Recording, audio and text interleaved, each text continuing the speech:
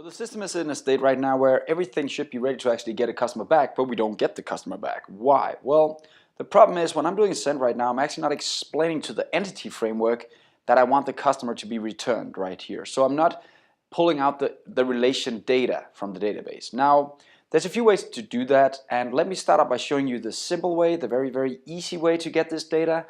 But it's also kind of a bad way when we're starting to talk about a lot of data. So this is the easy way that a lot of developers use because it's so easy to write the code. But when we start having a larger application, it starts being a problem because we need to kind of not end up getting way too much information back. So we need to narrow down the amount of information we get back with a larger system. That's always what slows down system, is because of the amount of data you return to a client. Okay, so let's have a look here. How do we actually fix this the easy way?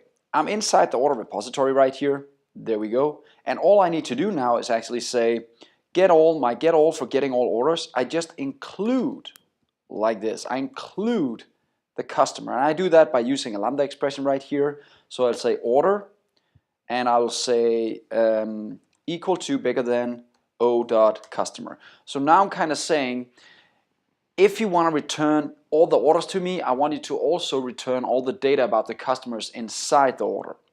That makes sense, right? So let me try and see if this actually works, and then I'll try and explain the difference between those things I just did right there. So I'm going to restart the system right here, and let's just do a send again, and now you'll see I actually get all the customer information. Great, I got the throughput, I'm a happy developer, I get data back, I get the customer back. Sweet. So let's try and have a look at and what this actually does, because what I didn't tell you guys yet is actually behind the scenes, what's actually going on here with the context is when I'm putting in a line like this, I'm actually building an SQL query. That's what you're doing. So the context, when you do an execute here, get all right here, and you do a toList, this command right here, you actually fire an SQL command to the backend. To the database. And in our case, the database is in memory. That doesn't matter. It's still an SQL database in memory. So I make an SQL command. Let me just try and show you. If we pick the first part we had, which is only this guy, the orders and nothing else, the SQL query will probably look something like this. Select all from orders. And that was kind of what we had last lesson. Select all from orders. That was why we didn't get the actual customers in there, right? That was the problem. But when we added the include part right here, we're explaining to the .NET framework that when I do select all orders, I want to actually add, like you saw in the beginning here, I want to inner join with the customers on the customer ID to the customer's ID, right? So that's how we kind of bind these two together. So behind the scenes again, this is very important for you to understand. When I do anything in here, this guy, every time I do a context something or save changes, I generate SQL statements. So every time I make first a default, toList, save changes, I create an SQL statement behind the scene.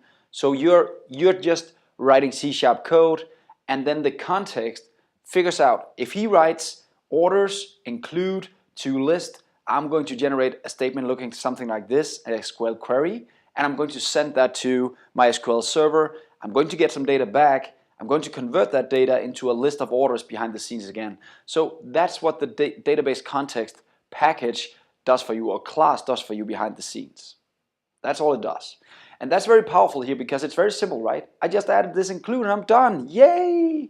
But I'm going to show you guys a few examples where this is not that cool. And we're actually going to rewrite this. So we are not going to use all of this magic right here. We're actually going to start writing this ourselves. And that will make sense because I want you guys to be developers who know what they're doing instead of just using a simple ORM framework like this is. I want you guys to understand why we're doing what we're doing. And also with our unit of work, with our beautiful services, we can make some very cool stuff in the end. So see you next time where we'll kind of remove the include again and have a discussion.